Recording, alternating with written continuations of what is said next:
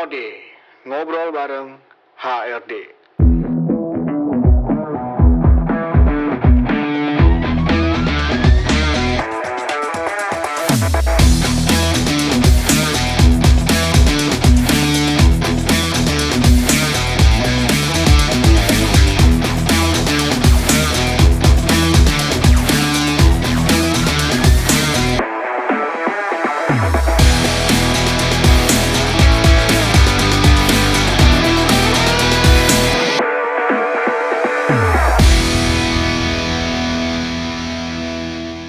Halo teman-teman, selamat datang di podcast kami yaitu Ngode, ngobrol bareng HRD. Nah, hari ini kita sudah kedatangan narasumber nih teman-teman. Jadi berhubungan dengan kalau teman-teman mau ngelamar kerja, lewat mana sih? Jadi lewat rekrutmen di perusahaan kami. Nah, oleh karena itu kita panggil aja narasumber kita, Bang Ijal. Iya, Bro Andri. Oke, apa kabar Bro Andri? Baik, Bang. Baik ya. Gimana nih Bang Ijal kabarnya? Ya, baik juga, sehat selalu. Sehat selalu ya. Ya. Oke. Oh iya Bang Ijal. Iya. Ini Apa tuh? Bang Ijal dengar-dengar juga psikolog ya Bang? Nah, ya alhamdulillah udah gelar psikolog. Master dong. Iya. Masih learning. Oke. Oh ya, buat Sobat Gias, asal buat informasi aja, Bang Ijal ini adalah master. Jadi S2 psikologi ya. Iya. Makanya disebutnya psikolog. Betul sekali. Nah, ini mau tanya nih. Jadi kan ada mungkin orang yang belum tahu nih Bang Ijal. Oke, apa Kan orang kalau yang jurusan S1 nih, jurusan psikologi, banyak kan orang manggilnya psikolog sebutannya. Oh iya. Sebenarnya psikolog nggak tuh Bang? Ya sebenarnya kalau misalnya definisi psikolog itu orang yang udah master dan plus profesi. Kalau misalnya yang baru lulusan S1 itu baru disebut dengan sarjana psikologi. Oh. Nah, tapi memang di beberapa tes mereka sudah bisa interpretasi Pak Andri, Bro Andri. Oke. Ya, jadi kayak kalau psikolog itu udah mau tes proyeksi dan segala macam itu udah bisa. Jadi biasanya verifikator. Kalau misalnya nanti ada report psikotes itu bisa dibuat oleh sarjana psikologi, tapi tesnya inventory test ya. Oh. Nanti psikolog ini yang akan memverifikasi dan menandatangani. Oke, berarti sarjana S1 pun Ya. psikologi bisa bikin laporan psikotes tuh Bang? Yes, betul. Yang perlu kita perhatikan alat tesnya saja gitu. Oh, oke. Seperti itu. Nah, ini menarik nih. Apa Jadi tuh? kan kalau setiap perusahaan itu kan kalau misalnya Sobat Gias mau ngelamar kerja nih, Oke. itu kan pasti kan apa sih yang mau disiapin dokumennya? Tentunya CV, benar kan Bang? Bener banget. Nah. Ini paling penting sih bro. Ini Bang paling Ijal- penting. Ya, Bang Ijal di sini kan sebagai rekrutmen, ya, Oke. bagian rekrutmen kan. Nah, kira-kira biasanya dari CV itu apa aja sih Bang yang dilihat Bang? Ya pertama tentunya kita akan lihat visualnya dulu. Oh, Bukan masalah Suika, cantik ya. suika. Bukan seperti itu bro. enggak ya? Iya itu penting. Sekarang kita akan lihat bagaimana tampilannya. Terkadang orang tuh mikirnya fotonya tuh harus benar-benar kaku gitu ya. Iya. Sekarang kita tuh tetap looknya formal tapi bisa santai sebenarnya. Karena ada beberapa company, tapi ini mesti dilihat dulu ya. Kalau di Gia sendiri, kita ngelihatnya tuh lebih kayak oke, look profesional tapi tidak terlalu kaku. Nah, tentu yang kedua yang kita lihat pasti requirement dasar, misal kayak background pendidikan, usia, gitu ya. Sometimes ada pekerjaan tertentu yang kita harus lihat jenis Oh, kelaminnya. spesifik ya. Ya, tapi terkadang di Gia sini open banget untuk mau laki-laki perempuan itu bebas gitu ya. Oh. Nah, baru kita lihat secara deep informasi terkait tentang ini bro, pengalaman. Nah, ini kadang-kadang penyakit dari kandidat ini, sometimes dia menuliskan posisi, tapi tidak menjabarkan uraian pekerjaan dan prestasi yang sudah dicapai selama di di pengalaman sebelumnya. Jadi sebenarnya kalau misalnya pelamar semua itu dia menuliskan uraian detail dan apa yang sudah dia capai, itu akan mempermudah kita yakin oh ternyata ini orangnya cocok dengan kita. Dan terkadang kita juga bisa lihat kadang-kadang nama posisinya sama tapi tanggung jawabnya beda bro. Oh gitu ya. Makanya itu Oke. paling penting. Ini kadang-kadang kandidat suka lupa untuk menuliskan itu. Itu sih kalau dari CV ya bro. Oke, berarti deskripsi penjelasan buat pengalamannya, teknisnya apa, Betul. dia melakukan apa, kerjanya apa, supaya itu memudahkan tim rekrutmen ya. Benar, karena tim rekrutmen itu waktunya sangat sedikit banget untuk Ini sourcing. curhat apa tadi Bang? Sedikit. Oh, Gak apa-apa kali ya, gak apa-apa ya curhat ya. jadi berarti bikin CV juga harus spesifik, Iya. Dan detail ya bang ya. Detail. Oke. Informasi. Terkadang orang itu difokus ke warna, melupakan dari kontennya. Jadi sebenarnya harus fokus ke konten. Pernah kan kita ngeliat tuh CV tuh, warnanya bagus, fotonya, ganteng, cakep ya kan, sui. Yes, Nah, terus udah gitu warnanya juga banyak macam, apalagi kalau CV tim desain ya bang ya. Yes. Waduh, marketing desain tuh bagus-bagus tuh kalau gue lihat ya. Oke, paham bang. Nah, dari CV ini kan berarti kan secara nggak langsung kita bisa tercerminkan ya, tergambar ya. Ini orang melakukan aktivitasnya apa. Betul. Nah, pada saat mereka ngelamar CV, proses interview, kan ada yang namanya tes tuh bang. Oke, iya. Ini kan yang menjadi orang kalau mau, kayak dulu contoh gue ya, pada saat gue ngelamar kerja pertama kali juga, tesnya apa nih? Psikotesnya apa nih? Psikotes ya? Iya kan, kayak gue udah keringet dingin gitu. Apalagi kalau udah diinfo nih sama orang HRD-nya gitu ya. Yeah.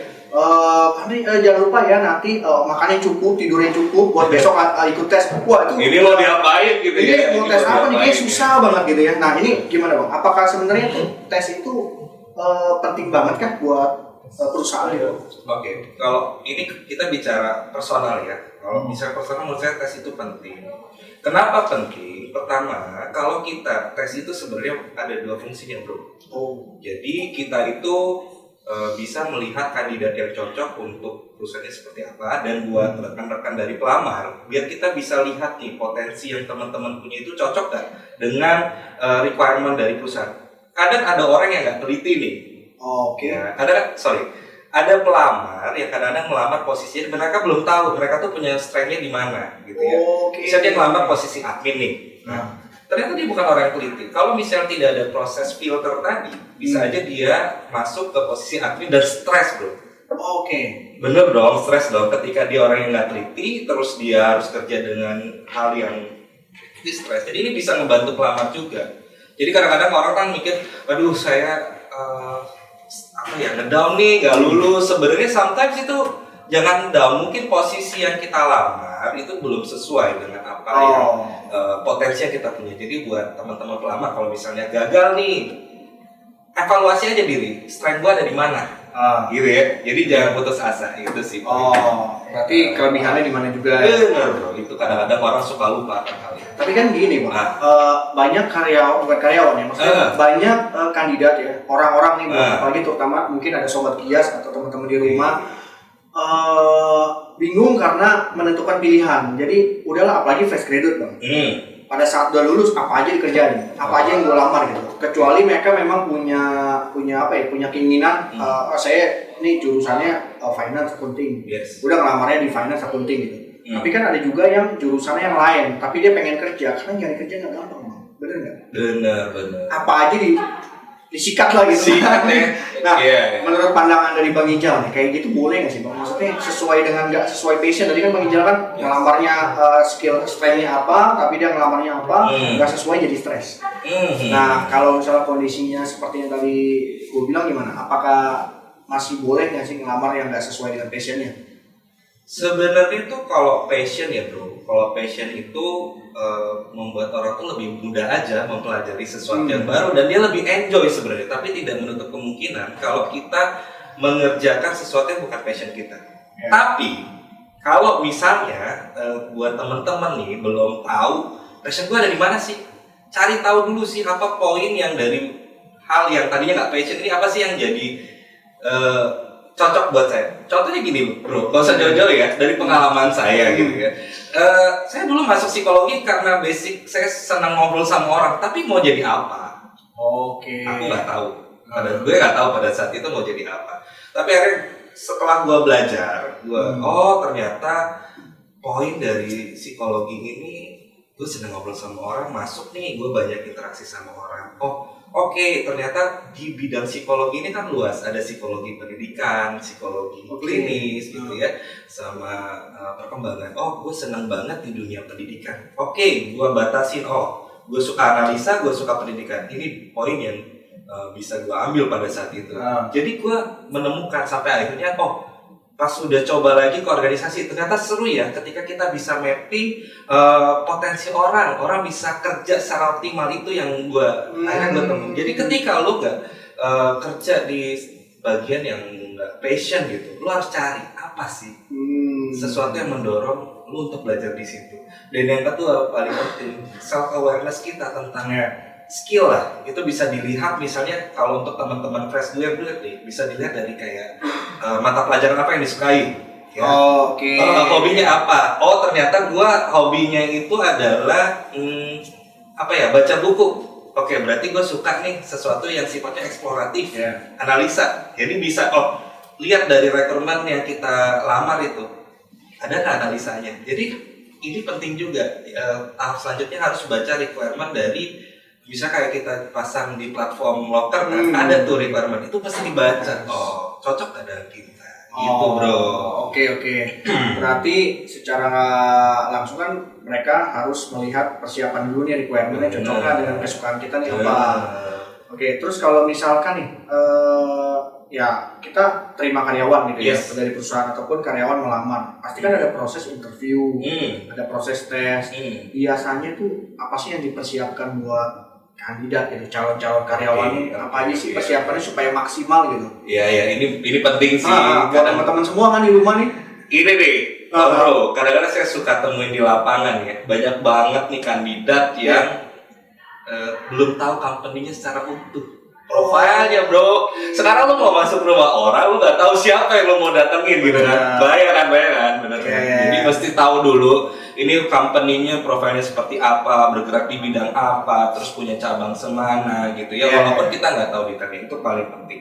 Ini kesalahan yang banyak pelamar lakukan. Oke, berarti ya dia harus pelajari dulu ya. Betul, itu paling penting. Dan yang kedua, kita harus benar-benar siapin. Sebenarnya kalau misalnya interviewnya offline sih nggak masalah ya, karena kan tempatnya udah proper lah gitu. Tapi kalau yang online kadang-kadang, ini saya kadang-kadang suka gedek sendiri deh. Ada pelamar yang kadang-kadang masih di jalan dengan suara yang berisik. Gimana coba kita mau ngobrol kan? Benar nggak? Nah itu yang mesti diperhatikan, kayak tempat yang benar-benar kondusif, tempat yang benar-benar tidak tenang lah ya. Jadi biar tidak mengganggu proses interview. Dan yang ketiga adalah koneksi harus diperhatikan sih Pak. Oke, karena online. Tapi di sekarang ini Bang Ijal masih ngurusin proses rekrutmen online? Masih, malah kita setelah pandemi gitu ya bro ya, kita rasa kayaknya lebih efektif kalau kita lakukan secara online. Tapi memang pada saat nanti final, kita pada saat mau interview dengan user, kita lebih ini sih bro, offline. Oke. Bang Ijal, mungkin terakhir nih ya. Yes. Ijal ya.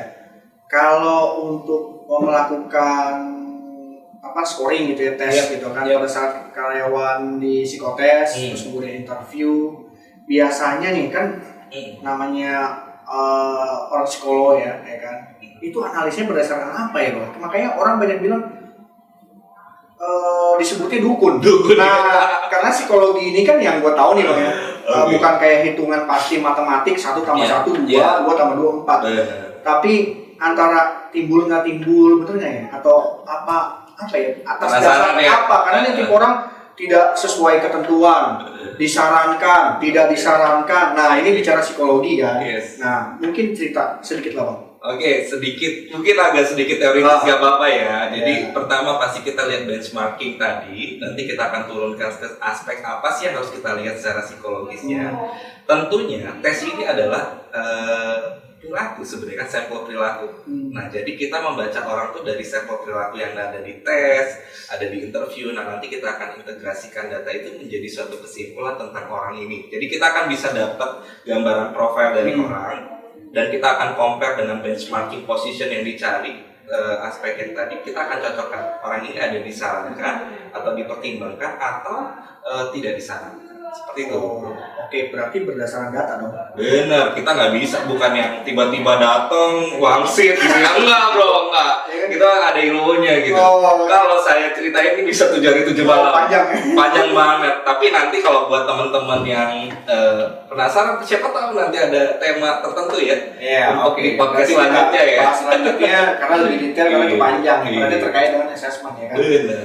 Oke, berarti intinya bahwa untuk kandidat untuk melamar tes itu ada keluar laporan disarankan atau tidak berdasarkan data pastinya. Benar. Oke, Oke, Bang Ijal, thank you banget nih. Tapi bro, saya boleh promosi dulu nggak? Oh, boleh. Boleh. Silakan. Oke. Jadi buat rekan-rekan yang mau tahu kita lagi buka loker apa aja, langsung aja cek website kita yaitu kias.com ya. Di situ semua tentang informasi tentang karir ada ya. Ada Instagramnya nggak Bang? Ada. Namanya? Lupa. Oke, buat teman-teman buat teman-teman bisa kunjungi Instagram kami di HRD Gias ya di bawah ini. Teman-teman bisa melihat ada edukatif yang sangat banyak di Instagram kita. Terus kemudian juga ada beberapa lowongan kerja. Juga ya. Kan ada job vacancy juga di HRD Gias. Teman-teman bisa kunjungi langsung aja. Terus juga kita ada beberapa juga di Jobstreet ya kan. Nah, di platform job portal kita juga ada. Ketik aja PT Global Inisiasi Sejahtera. Yes. Ditunggu ya semuanya ya. Oke, thank you banget Bang Ijal udah hadir di podcast Ngode ya kan, ngobrol bareng HRD, karena kedepannya kita akan buat terus ya podcast Ngode ini untuk berhubungan dengan corporate. Oke, terima kasih teman-teman yang udah boleh nonton video kali ini, dan jangan lupa teman-teman kalau kalian suka jempol ke atas, di like, terus kemudian juga jangan lupa buat teman-teman yang belum subscribe dulu. Klik loncengnya kalau perlu, supaya teman-teman bisa selalu update di video kami. Oke, kalau gitu sampai bertemu di video berikutnya, dan jangan lupa teman-teman share video ini ke teman-teman yang belum tergabung. Terima kasih, bye.